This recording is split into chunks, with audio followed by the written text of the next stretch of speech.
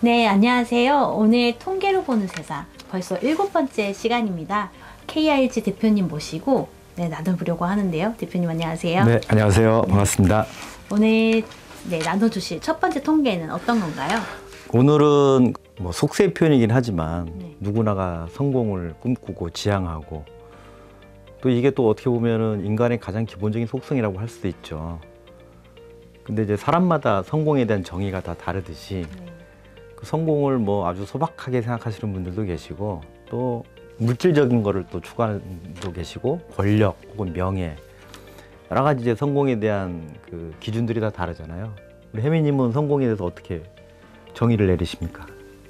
저도 예전에는 그냥 돈 많이 벌면 성공이라고 생각했는데 그냥 제가 목표하는 바를 이루면 성공이지 않을까. 그쵸. 네. 네. 이게 꼭 뭐 돈을 많이 벌어서 성공했다고 얘기하기도 그렇고 그렇다고 권력을 잡았다 그래서 뭐 성공했다. 우리가 어떤 사람을 평가를 할 때 아, 저 사람은 참 성공한 사람이다라고 우리가 보통 이제 객관적인 평가를 내리잖아요. 근데 그런 기준으로 우리가 정의를 내리는 사람들은 나름 어쨌든 뭐 돈을 많이 벌었거나 뭐 권력을 쥔 사람도 될 수 있겠죠. 하지만 중요한 것은 그것보다 이 사회가 조금 더 나은 사회로 만드는 데 기여한 사람들, 이런 사람들을 우리가 흔히들 이제 성공한 사람이라고 하는데 제가 성공 비결에 대해서 딱 10가지로 오늘 이 10가지만 딱 여러분들이 잘 귀담아 들으시고 실천하시면은 반드시 성공합니다. 우리 혜미님은 성공 비결이 아주 특별한 독특한 비결이 있다고 보세요? 아무래도 있지 않을까요? 없진 않을 것 같아요. 특별한 아주 독특하거나 아주 유니크한 비결은 없습니다. 아주 기본적인 게 충분히 돼 있는 상태에서 그 위에 어떤 그 다양성의 어떤 다양한 활용 분야를 얹었을 때 그게 빛을 발하는 거지 기본이 안 돼 있으면 의미가 없는 거죠. 그래서 누구나가 알고 있지만 실천하기 힘든 것, 그리고 누구나가 인정하지만 또 따라하기 힘든 것, 하지만 그럼에도 불구하고 성공을 쟁취하고 싶으신 분 혹은 성공한 삶을 살았다고 평가를 받으시려고 마음먹으신 분들은 그 성공 비결을 제가 오늘 꼭 말씀드릴 테니까 이 비결을 꼭 따라 하시기 바랍니다. 4가지 성공 비결과 그 6가지 성공하는 습관, 그러니까 다른 책 보실 필요 없어요. 오늘 딱 제가 짤막하게 말씀드리는 거 요거만 이제 여러분들 실천하시면은 반드시 성공하게 되어 있습니다. 첫 번째 성공 비결은 이제 신념을 갖는 겁니다. 그 메타 창업자인 저커버그가 겁이 나도 위대한 일을 하라 라고 채찍질을 합니다. 겁이 나더라도 무섭더라도 위대한 일을 하고 도전을 해라. 신념을 갖지 않고서는 힘들거든요. 우리 그 현대그룹의 정지영 회장 그 솥대 몰고 방북했던 이분이 뭐라고 했냐면 목표를 정하고 신념 있게 밀어붙이는 게 성공 비결이다. 그러니까 신념을 갖고 밀어붙여라. 오프라 윈프리라고 유명한 미국의 방송인이 있죠. 만약 무엇이든 해보고자 마음을 열면 당신이 치르는 가장 고된 투쟁은 당신의 가장 훌륭한 강점으로 이어질 것이다. 또 이런 표현도 했고요. 또 우리의 위대한 명장 이순신 장군이 뭐라고 했습니까? 저나 아직도 우리에겐 12척의 배가 있습니다. 이 말의 공통적인 우리가 특징은 뭐냐면 신념을 가지라는 거죠. 겁이 나도 무섭더라도 신념을 갖고 위대한 일을 추구해라, 도전해라. 이게 이제 첫 번째 성공 비결이고요. 뭐 두 번째는 너무 뻔한 얘기인데 실패를 하더라도 좌절하지 말라. 뭐 요즘 가장 많이 표현하는 건 중꺾마. 그렇죠? 중요한 것은 꺾이지 않은 마음이다.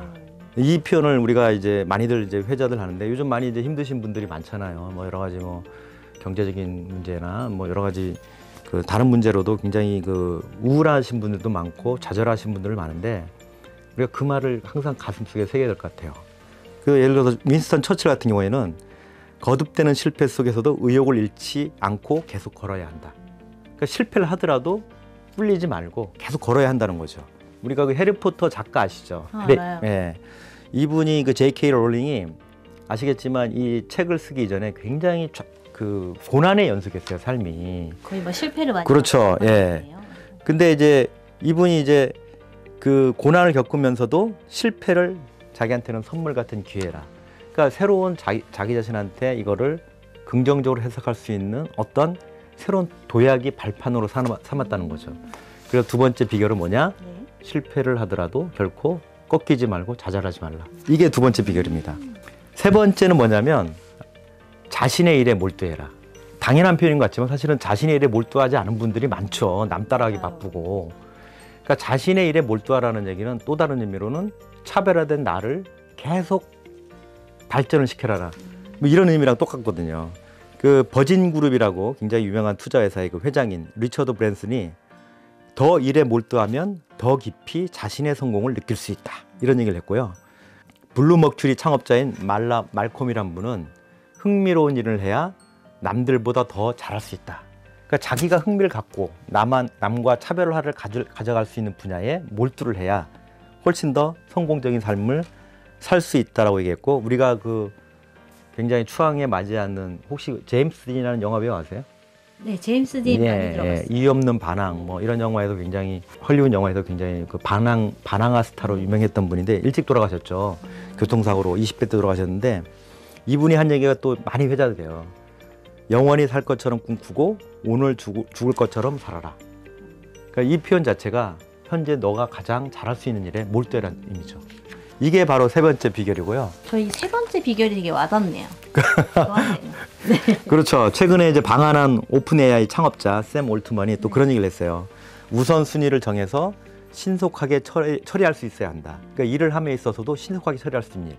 그것은 곧 내가 흥미롭고 관심을 갖고 있는 분야, 남과 차별할 수 있는 분야.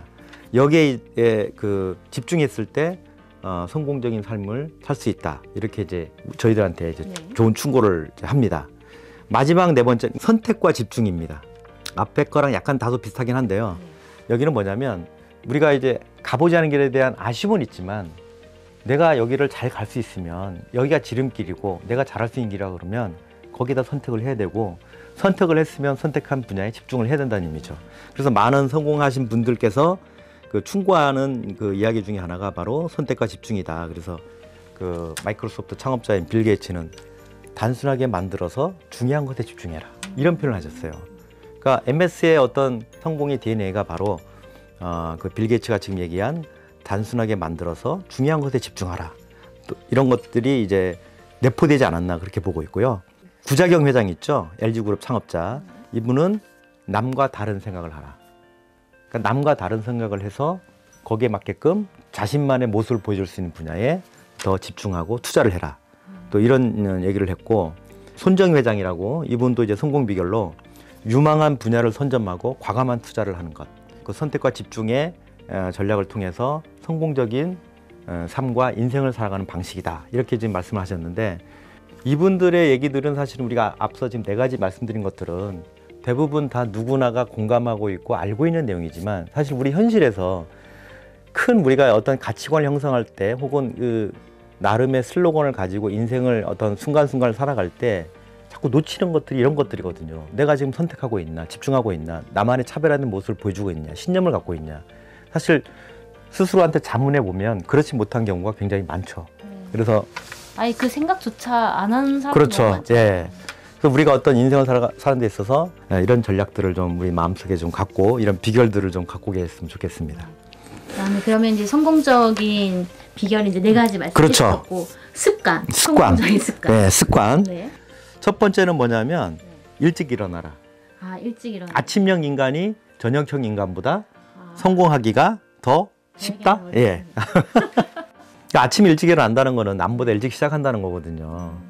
많은 분들, 많은 성공한 그 인생을 살았던 분이나 아니면 유명하신 분들의 그 공통적인 특징 중에 하나는 일찍 일어나는 겁니다. 일찍 일어나서 자기만의 시간, 자기만의 고독을 즐기면서 자기만의 어떤 그런 그 집중할 수 있는 분야에 남보다 먼저 거기에다가 내 자신을 투자하는 것. 운동을 하든 자기 개발을 하든 이게 굉장히 중요하다고 보고 있고요. 두 번째는 자신을 관리하는 습관. 대부분이 이 유명하신 분들은 기본적으로 자기 자신을 관리할 줄 알죠. 네, 많이들 하시죠. 네, 그게 이제 명상이 됐든 뭐 여러 가지 이제 운동이 됐든 여러 가지를 많이 하시는데, 특히 이제 많은 그 명사분들께서 자신을 관리하는 방법 중에 육체적인 거랑 정신적인 거, 이 피지컬과 멘탈적인 요소를 굉장히 강조를 하세요. 그래서 운동을 통해서 피지컬을 관리를 하고 명상을 통해서 멘탈을 관리한다든지 나름의 그 자기 자신을 관리하는 비법들을 다 갖고 계세요. 그래서 성공하고 싶다 그러면 여러분들도 피지컬한 측면 혹은 멘탈적인 측면에서 나름의 습관을 꼭 갖고 계시라 이렇게 지금 말씀드리고 싶습니다. 네 번째는 이제 질문하는 습관이요. 사실 질문을 잘하는 사람이 가장 예리한 사람이에요. 그 질문을 잘한다는 거는 그만큼 요약할 수 있고 상황 파악 능력이 뛰어나다는 거거든요. 질문을 하는 습관이란 거는 내가 궁금해하는 분야를 내 거 한다든지, 그 다음에 그 사람이 어떤 설명한 거에 대한 어떤 핵심을 파고든다든지, 이 사람이 충분히 그 지식을 갖고 있는지를 질문하고 답을 찾아가는 그 과정 자체가 또 우리가 반드시 익혀야 될 그런 중요한 습관이고요. 그 다음에 다섯 번째는 이제 너무나 뻔한 거지만 독서하는 습관. 하루에 단 뭐 한 페이지라도 읽으려고 노력하는 이런 독서하는 습관이 굉장히 이제 성공하신 분들께서 공통적으로 외치는 혹은 주장하는 이제 그런 습관 중에 하나입니다. 그 워런 버핏이라고 아시죠? 네, 알아요. 이분은 대학생들 강연 가서 뭐라고 했냐면 최소 5시간에서 6시간은 책 읽는 데 투자라고 주장할 정도로, 이분도 지금도 매일 뭐 하루에 뭐 2-3시간 이상은 꼭 책을 읽으신다고 그러더라고요. 근데 이분뿐만이 아니고 많은 분들이, 그래서 마이크로소프트의 그 빌 게이츠 같으신 분도 책을 읽는 그 날짜를 정해놓고 그 기간 중에는 이제 외부의 그 어떤 그런 접촉을 다 차단하고 오로지 그 시간에는 책만 읽는 그런 시간을 스스로한테 주어진다 그러더라고요. 그런 거 보면은 이제 책 읽는 습관이 굉장히 중요하고, 또 그 시간을 통해서 뭔가 새로운 전략을 구성한다든지, 새로운 아이디어를 이제 이렇게 염두에 두고 거기에 대해서 이제 뭔가를 이제 고민하고 깊이 이제 체득화하는 이제 그런 과정이 결국에는 독서를 통해서 나올 수밖에 없고, 독서로 익힌 습관이 전략적인 의사결정을 할 때도 굉장히 중요하게 작용할 수 있다, 이렇게 생각합니다. 대표님도 독서 한 달에 한 3-4권 정도는 꼭 읽고 거기에 대해서 나름의 좀 생각도 하고 좀 독후감처럼 정의도 하고 이런 습관을 길들이려고 노력은 하는 편이죠. 마지막으로 이게 굉장히 제일 중요한데요. 항상 이제 낙관적인, 낙천적인 거랑 좀 다른 건데, 낙관적인 생각을 갖고 긍정의 언어를 사용하는 습관, 이게 굉장히 중요하거든요. 우리가 뭐 어떤 상황에 대해서 이제 이거를 우리가 객관적인 상황은 그냥 예를 들어서 뭐 비가 내렸는데 비 내린 거 하나의 어떤 현상을 가지고 오늘따라 왜 비가 내려 이렇게 부정적으로 평가하는 분도 계시고, 오늘 좀 거리가 좀 깨끗해지겠네 뭐 이런 식으로 좀 긍정의 언어를 쓰시는 분들이 계시는데, 우리가 어떤 상황에 대해서는 가급적 우리한테, 그러니까 내 스스로한테 유리하게 그거를 해석하는 습관이 되게 중요하더라. 처칠도 그렇고 뭐 많은 이제 전쟁에서 이제 이긴 어떤 그런 당시 어떤 총리라든지 대통령들 이런 분들 보시면은 국민들한테 메시지를 심어줘야 되잖아요. 지도자들은. 근데 본인이 자신이 없는데 국민을 설득하기 위해서 긍정의 언어를 쓸 수가 없거든요.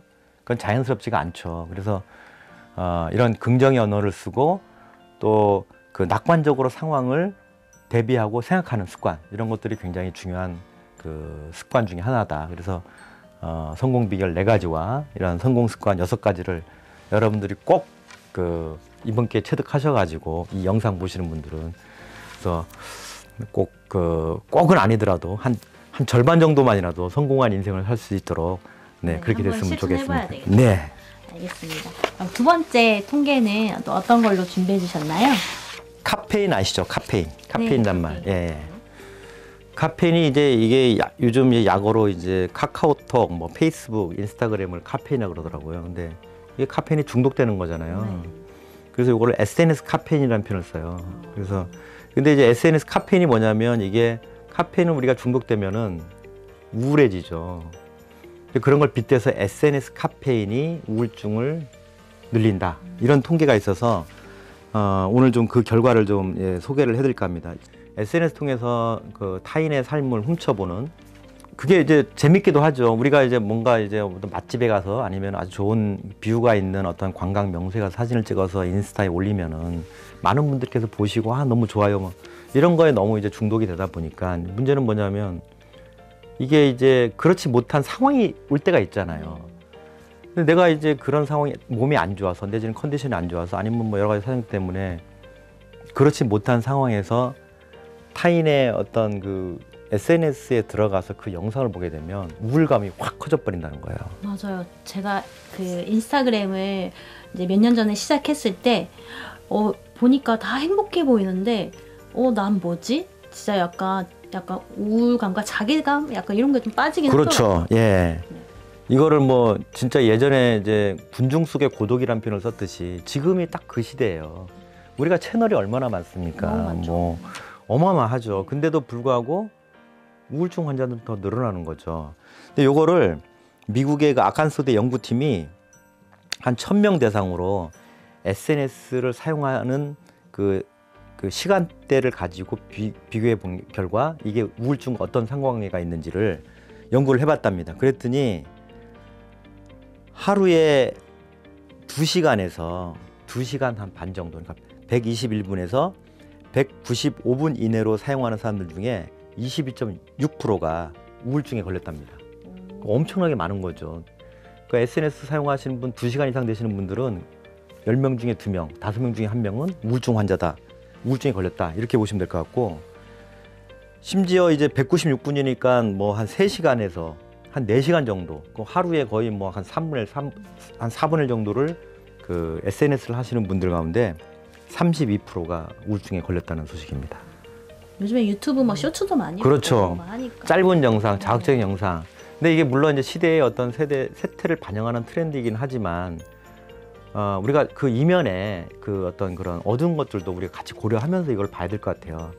그럼 너무 이제 SNS에 빠져가지고 남들이 뭐 올린 걸 또 보고 또 나도 뭐 올릴 거 없나 이러다 보면 늘 이제 비교할 수밖에 없게 되잖아요. 인생이라는 게 그 부처님께서 말씀하셨지만 불행의 첫 단초들은 남과 비교도 시작되는 거잖아요. 근데 이제 우리가 약간 여기서 벗어나려면 인사를 안 할 수는 없죠. 이게 일종의 커뮤니케이션 수단이기 때문에 이런 SNS를 하더라도 이게 라마단 금식 기간처럼 어떤 기간을 하루에 일정 기간은 좀 SNS를 좀 금하는 그 시간대를 설정을 금식 해가지고 그렇죠. SNS 예. 금식 기간. 그래서 중독에서 좀 벗어나는 노력이 좀 필요하고 그 시간대 금식하는 기간에 그걸 대체할 수 있는 여러 가지 좀 공원을 산책한다든지 이런 활동을 통해 가지고 우리가 SNS 카페인에서 좀 벗어날 필요가 있다. 그러니까 시간을 조금씩 줄여가면서 내가 이제 좀 그 SNS 할 시간에 다른 거를 좀 찾아보는 그렇죠. 게 괜찮아요. 예. 그러면서 친구들하고 대면으로 만나서 얘기도 하고 수다 떨고 이런 게 더 중요하다는 거죠. 좋습니다. 네, 대표님 세 번째 통계도. 세 번째 좀 가벼운 주제인데요. 네. 이제 코로나 팬데믹 이후에 그 우리나라 관광객들이 해외여행이 굉장히 본물을 이루고 있죠. 그래서 요즘 뭐 예전에 우리가 해외여행 가는 거는 사실은 쉽지 않았거든요. 일단 뭐 비용도 비용이지만 그 제한이 되게 까다로웠었어요. 규제도 많았고. 근데 이제 그게 규제가 풀리면서 해외여행이 굉장히 많아지고 있는데 이번 설에도 엄청 많이 갔다고 하더라고요. 그렇죠. 네. 근데 이제 우리나라 사람이 주로 가는 관광지가 있고 또 뭐 여러 가지 이제 있는데 컨슈머 사이트라는 이제 여행 리서치 기관에서 전 세계에서 가장 만족도가 높은 여행 국가가 어디냐 이걸 조사한 통계가 있어서 그러니까 한국이 아니고 전 그렇죠. 전 세계 사람들 아. 대상으로 이제 그 통계를 낸 건데요.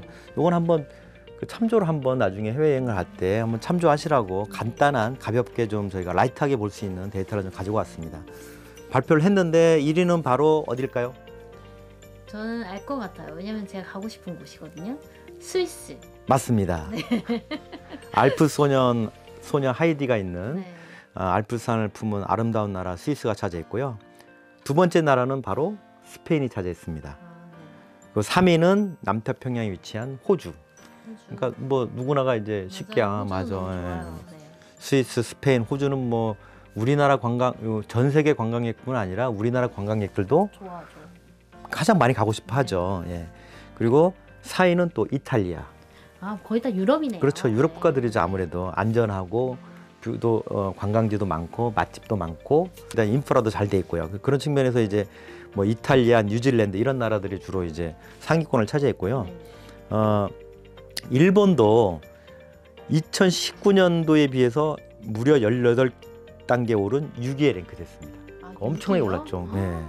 일본이 그 요번에 아주 그 관광지로 아주 각광받는 대표적인 이유가 아시겠지만 엔저 현상. 아, 예. 이 나라도. 이 영향이 가장 크지 않았나 저희가 해석할 수 있습니다. 저희 한국은 있나요? 한국은 이번 조사에서는 빠졌는데 우리도 빨리 올라서야죠. 그러면 7위가 이제 포르투갈, 8위가 이제 아시아권으로는 일본 다음에 싱가포르이 이제 들어가 있고요. 9위는 이제 인도네시아, 10위는 괌이 선정됐습니다. 최고 여행지는 바로 이런 나라다, 탑10 국가다. 그래서 나중에 이제 혹시 해외여행 고려하실 때 네. 한번 참조하시라고 가벼운 통계 데이터를 갖고 왔습니다. 네, 대표님 다음 통계는 어떤 걸까요? 네, 이번 통계는 이제 올해가 그 우리나라뿐만이 아니고 전 세계적으로 선거가 굉장히 많은 해예요. 네.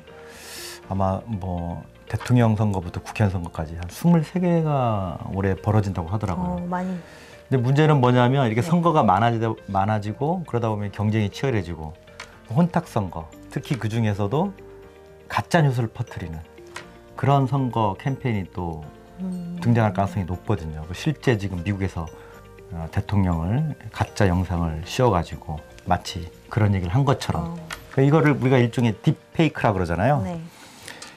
그 딥페이크가 뭐냐, 뭐 아시는 분들도 아시겠지만 또 많은 분들이 또 모르실 수 있는데 딥러닝과 페이크, 가짜의 합성어거든요. 그래서 AI 기술을 기반으로 해서 가짜 이미지를 만들어내는 방식. 물론 이게 이제 모든 게 또 딥페이크 기술이 다 나쁜 건 아니에요.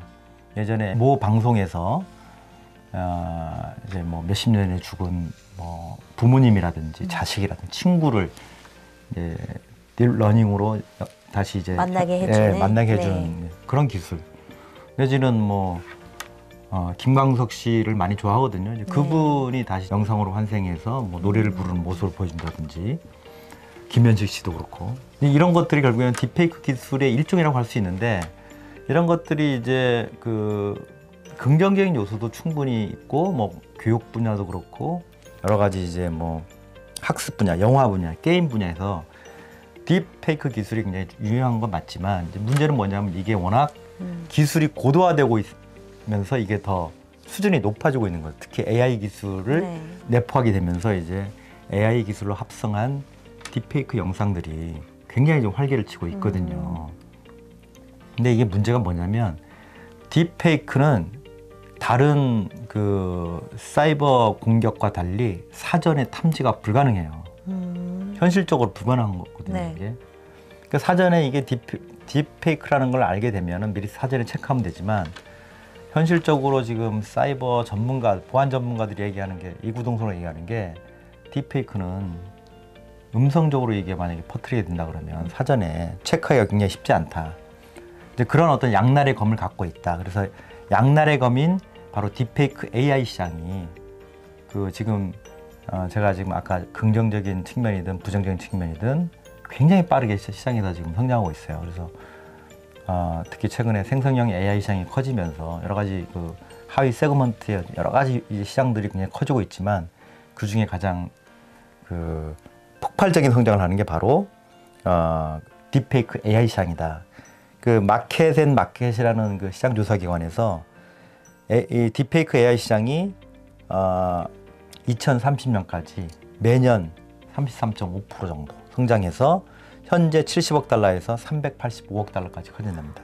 원화로 환산하면 거의 51조 원이거든요. 시장 성장률을 우리가 조사기관이나 저희처럼 연구기관에서 예측을 할 때 30%가 넘는다는 거는 폭발적인 수요라고 보거든요. 그게 향후 10년 동안 꾸준히 30% 이상 성장하는 시장을 갖기가 쉽지가 않은데, 그만큼 딥페이크 시장이 굉장히 커지고 있고 그에 따른 위험도도 굉장히 커지고 있다. 유튜브에도 되게 이런 딥페이크 같은 것도 되게 많잖아요. 근데 어른분들은 그냥 그걸 다 그냥 믿어버리시는 경우도 되게 그렇죠. 많더라고요. 그 사전에 이게 딥페이크 기술로 만든 건지를 필터링할 수 있는 어떤 그런 지적 노하우라든지 이런 것들이 어느 정도 갖춰진 상태에서도 쉽지가 않은 건데, 영상이 그 익숙하지 않은 분들, 뭐 아주 그 나이 드신 분들이나 아주 어린 친구들은 이런 부분이 굉장히 노출되기 쉽고, 마치 그걸 가지고 진짜인 것 양 포장해서 새로운 피싱이 등장할 수도 있고, 지금 보이스 피싱도 지금 계속 진화되고 있잖아요. 맞아요. 이제 그런 것처럼 딥페이크 기술이 이제 보이스 피싱과 결합되게 되면 굉장히 위험한 상황까지 갈 수 있을 정도로 그 딥페이크 기술에 대해서 우리가 충분히 거기에 대해서 침해에 대해서 대비하는 어떤 고도화된 대응 능력도 필요하고, 거기에 맞춰서 이제 소위 말하는 이제 이 딥페이크 기술을 걸러내고 체크하는 그 어떤 사회적 규범, 그리고 도덕적인 어떤 인식, 이런 것들이 좀 더 강화될 필요가 있다, 이렇게 좀 보고 있습니다. 그러니까 좋은 일에 사용하면 너무 좋겠는데 나쁜 일. 그렇죠. 뭐든지 뭐. 네, 그런 것 같습니다. 우선 이제 지금까지 또 저희가 통계를 알아봤고, 마지막으로 옛날 통계 오늘은 네. 어떤 건지 마지막으로 옛날 네. 통계를 좀 말씀드리도록 하겠습니다. 네. 요즘 이제 뭐 의대 정원 문제, 증원 문제로 굉장히 지금 뭐 상당히 좀 어지럽죠. 그만큼 이제 의사에 대한 선호도가 굉장히 높아진 거죠. 네. 예, 예전에 비해서. 근데 사실 우리가 저만 해도 이제 학창 시절에 이제 대학을 들어가서 과를 선택할 때 의대가 뭐 비교적 인기는 좋았지만 지금처럼 아주 열정적으로 막 엄청날 정도로 요즘은 이제 그런 얘기 많이 하잖아요. 전국 의대를 채우고 난 다음에 그 다음에 이제 서울대 공대 일 정도로 그만큼 이제 의대 집중도와 선호도가 굉장히 높아졌다. 그렇다면 과거에도 그랬냐? 그렇진 않거든요. 그래서 과거 데이터를 한번 가지고 와서 요즘하고 한번 비교를 좀 해보려고 하는데 뭐 요즘 거는 이제 워낙 의대 중심이니까 과거 지금으로부터 딱 60년 전 1964년도에 소위 말하는 명문대 스카이대에서 최고 인기학과가 어디냐 이거를 좀 오늘 좀 설명드릴까 네네. 합니다. 1964년도에 서울대, 고려대, 연세대에 그 이과와 문과의 탑10 학과를 좀 그때 기준으로 한번 보도록 하겠습니다. 네. 서울대는 어디라고 생각되세요? 1위가 문과 중에서 어떤 학과들이 상위권이라고 생각하십니까? 문과 이과 잘 모르겠고 그냥 경영학과나 법대 이런 쪽이 좀 그렇죠. 인기가 있지 예. 않았을까 싶은데요. 서울대는 뭐 전통적으로 법대가 강한 네. 문과 쪽에서는 당시에 64년도에 1위는 경제학과였답니다. 아 경제학과요. 네. 2위는 외국어 교육과 좀 생소하죠. 3위가 경영학과, 4위가 법학과, 5위가 외교학과. 주로 상경계통하고 법대계통 쪽이 굉장히 그 인기가 좋았던 네. 학과로 평가가 됐고요. 이과는 약학과가 1위였습니다. 약대. 약대요. 의대는 아예 껴있지도 않아요. 그 2위가 기계공학과, 3위가 화학공학과, 4위가 전자공학, 5위가 전기공학이었습니다. 거의 다 막 기술 쪽. 그렇죠. 고대는 전통적으로 법대가 강한 학교였어요. 그래서 고려대학도 상위 문과를 보면 1위가 경영학과, 2위가 법대, 3위가 경제학과, 4위가 상학과, 5위가 통계학과였습니다. 주로 고려대학도 경영학과 중심이지만 그래도 법대가 타 대학보다 좀 선호도가 높았다. 고대는. 예전에도 뭐 사시 출신들이 고대 법대 출신들이 굉장히 많거든요. 이과 쪽은 1위가 화학공학과였어요. 화학공학과가 인기가 그렇죠. 많네요. 많았죠. 네. 2위가 농화학과, 3위가 건축학과, 4위가 축산학과, 5위가 원예학과. 이게 뭐 농학과, 임학과인데 고대는 이과 쪽이 주로 농대 쪽이 강했었습니다. 당시에는 이제 64년이니까 한참 네. 이제 농업 생산, 농업이 우리나라의 가장 핵심 산업이었기 때문에 농업에 대한 선호가 되게 높았다는 것이죠. 근데 연대는 원래 전통적으로 상대 계통이 강해요. 그래서 연세대학교의 그 선호학과를 보면은 1위가 경영학과, 2위가 상학과, 3위가 정치외교, 4위가 경제학과, 법대는 5위. 6위가 국문, 영문, 사학, 철학, 교육과 이런 순이었어요. 이과에서는 당시 이제 연대 의대가 1위였습니다. 야. 선호학과로. 예. 2위가 역시 아까 말씀드린 화학공학과가 네. 2위였고 재밌는 게 3, 4, 5위가 뭐냐면 의생활학과, 식생활학과, 주생활학과, 의식주 생활학과가 저도 이게 당시에 이런 학과가 있었나 했는데 네. 연대 출신 분들한테 여쭤봤더니 당시 이제 그 연세대학교가 이제 의생활학과, 식생활학과, 주생활학과가 굉장히 인기가 좋았다고 합니다. 그렇군요. 네. 이제 그래도 이제 60년대랑 지금이랑은 또 약간 차이가 조금 있기는 하잖아요. 그래서 옛날에는 또 막 보니까 뭐 이과, 문과 해가지고 제가 생각지 못했던 학과가 되게 인기가 많았었네요. 네. 네. 예전에 좀 다양했죠. 사람들이. 그러니까 오히려 지금이 좀 획일화된 과거가 획일화됐고 요즘이 뭐 다양성이 보장된다고 하지만 사실은 대학 학과 선택 기준을 보면 64년도, 60년 전도 상당히 다양했다. 그 당시도. 그래서 이제 지금의 이제 문제가 너무 이제 의대 편중된 현상 이런 것들을 우리가 많이 지적을 하는데 과거 데이터를 이렇게 말씀드린 이유는 지금의 그 트렌드가 계속 가는 게 아니다. 그 젊은 분들이 선택을 할 때 좀 다양할 필요가 있다. 너무 이제 막 나중에 뭐 어떤 명예 이런 것만 따지고 적성과 상관없이 지원했다가는 또 어느 정도 이제 시점이 지나면 후회할 수 있기 때문에 다양하게 선택할 수 있는 기준들을 좀 말씀드리고자 지금으로부터 60년 전 데이터를 한번 가지고 설명을 드렸습니다. 알겠습니다. 오늘도 거의 뭐 저희가 뭐 문화 그리고 디지털 그리고 상 그리고 옛날 통계 이렇게 다양한 통계를 또 알아봤는데요.